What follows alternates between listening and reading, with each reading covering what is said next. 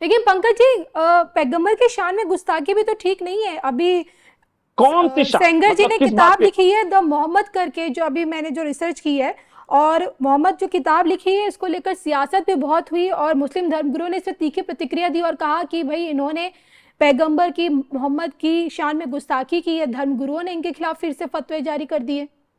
आप भी बताइएगा नहीं, सेंगर जी, मैंने, अच्छा आप इस सेंगर पे जी क्या सुनिए। कहेंगे? मैं कहूं? जी।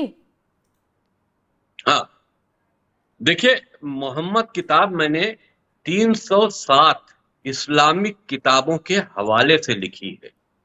असल में मुसलमानों का मसला ये है कि वो असलियत उनकी खुदी ग्रंथ जो उनके दूसरे हदीसों की किताबें हैं उसमें लिखे हुए हैं, लेकिन उसको वो स्वीकार करना नहीं चाहते। तो इस्लामिक ग्रंथ जो उनके हैं, दूसरे हदीसों की किताबें हैं, उन किताबों से मैंने मोहम्मद के चरित्र पे कोई अगर किताब लिखी तो मुसलमान उसके लिए सुप्रीम कोर्ट तक गए थे उसको बैन करने के लिए, लेकिन सुप्रीम कोर्ट ने भी उसको बैन नहीं किया। हमको बोलने की आजादी है, हम किसी को अपमानित करने के लिए कोई बात नहीं बोल रहे। अगर जैसा चरित्र था, जैसा उनकी किताबों में लिखा है, जिसको वो छुपाए रहते हैं, अगर मैंने उसको एक्सपोज कर दिया उस मोहम्मद किताब में, तो इसमें गलती क्या है? मैंने अपनी तरफ से मोहम्मद को कोई गाली थोड़ी ना दी। जो चीज जैसे लिखी थी वो ऐसे मैंने लिख दी। तो अब सवाल ये है कि आपको असलियत स्वीकार भी तो करनी चाहिए। तो मोहम्मद साहब अगर उनको कोई फिरका मानता है, इस्लाम के लोग उनको पैगंबर मानते हैं, हम नहीं मानते। हम नहीं कहते कि वो अल्लाह के पैगंबर थे या मैसेंजर थे, क्योंकि उसका कोई प्रमाण नहीं है, हम नहीं उनको मानते। तो ये मेरे अपने विचार हैं। क्यों? क्योंकि देखिए, अब बात आपने कह दी है, कुरान एक अल्लाह की किताब कही जाती है, जबकि कुरान अल्लाह की तरफ से किताब आई नहीं। मोहम्मद के जमाने में कुरान लिखा ही नहीं गया था। वो तो तीसरे खलीफा के दौर में, मोहम्मद की मृत्यु के 20 साल के बाद तीसरे खलीफा उस्मान ने उस किताब को लिखा और कह दिया ये अल्लाह की किताब है। तो हम उसको कैसे सही मान लें? दूसरी चीज ये कि जब किसी ईश्वर और अल्लाह की तरफ से कोई बात कही जाती है तो वो उसमें किसी धर्म विशेष के लिए नहीं कही जाती, वो क्योंकि सबको ईश्वर ने, जिसको तुम अल्लाह कहते हो, वो अल्लाह ने ही तो सबको पैदा किया है, चाहे वो मुसलमान हो, चाहे हिंदू हो, चाहे सिख ईसाई, कोई भी धर्म का हो। धर्म तो दुनिया में आके बने। तो सवाल इस बात का है कि इंसान को पैदा करने वाले के नाम से अगर कोई किताब दुनिया में पढ़ी जा रही है तो उसमें मैसेज इंसानियत के लिए होना चाहिए, ना कि खाली मुसलमानों के लिए। अगर खाली मुसलमानों के लिए है तो जाहिर सी बात है कि फिर वो अल्लाह की किताब नहीं हो सकती। आप बात समझ रही है मेरी? जी। अगर अल्लाह की तरफ से कोई किताब आएगी तो वो पूरी दुनिया के इंसानों के लिए आएगी, धर्म जाति को हटाकर।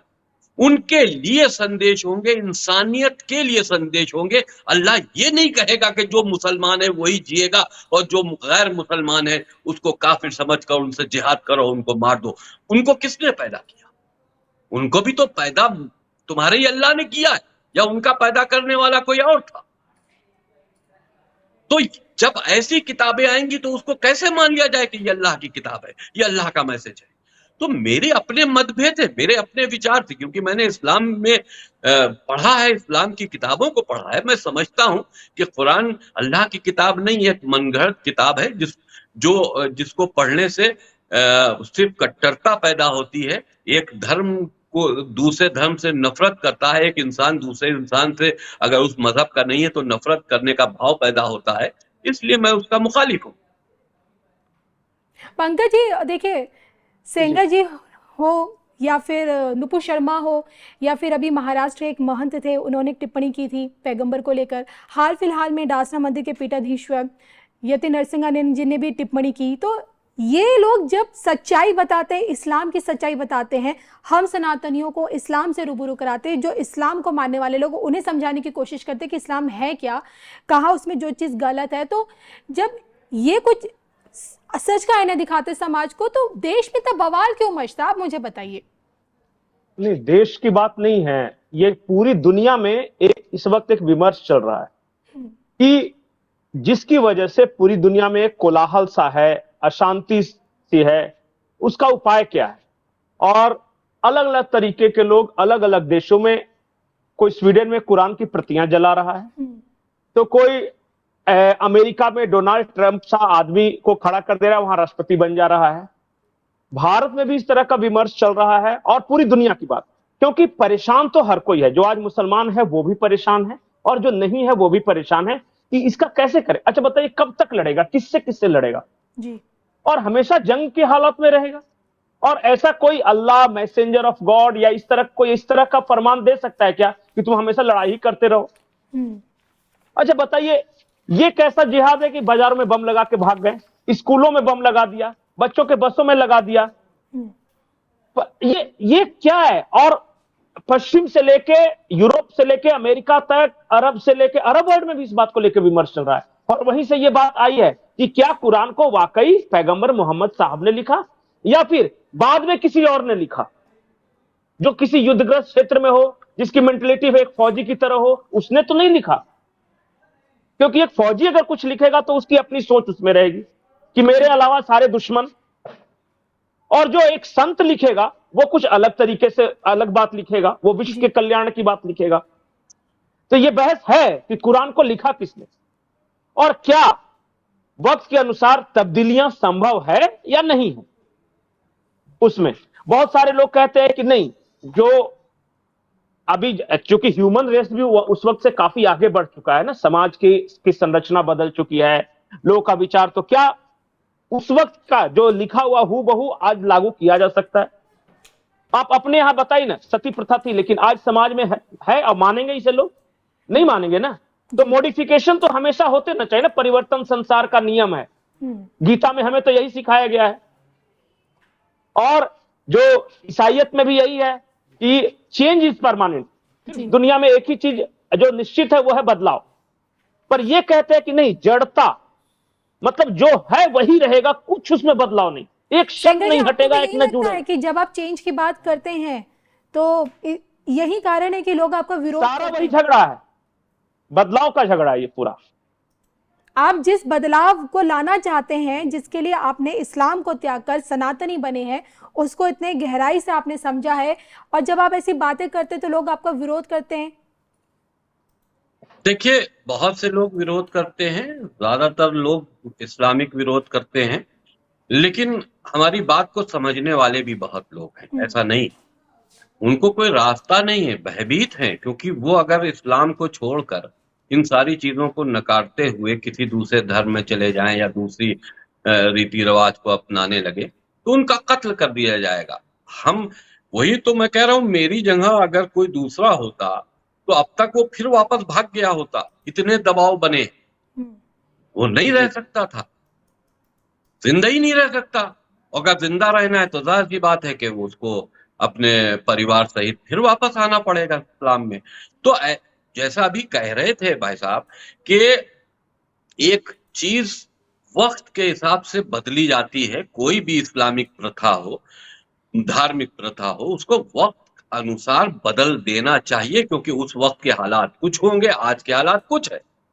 अगर आप अब इस्लाम ये कहता है कि जो कुरान में लिखा है उसका एक वर्ड कयामत तक नहीं बदल सकता, तो जब कयामती तक नहीं बदल सकता, यानी कि जब तक दुनिया कायम है इस्लाम, वो कुरान बदला नहीं जा सकता, तो आप ये बताओ मुसलमान कैसे बदल सकते। अब ये बात कड़वी लगती है, जो असलियत है।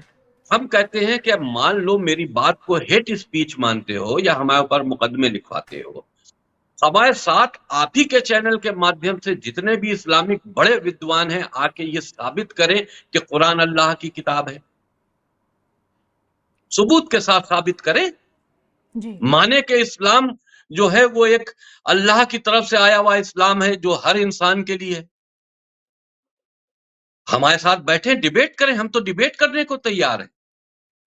वो आलिम हैं, बड़े बड़े पढ़े लिखे हैं, उनको कुरान हिफ्ज है, میں نے تو صرف سرسری پڑھا ہے.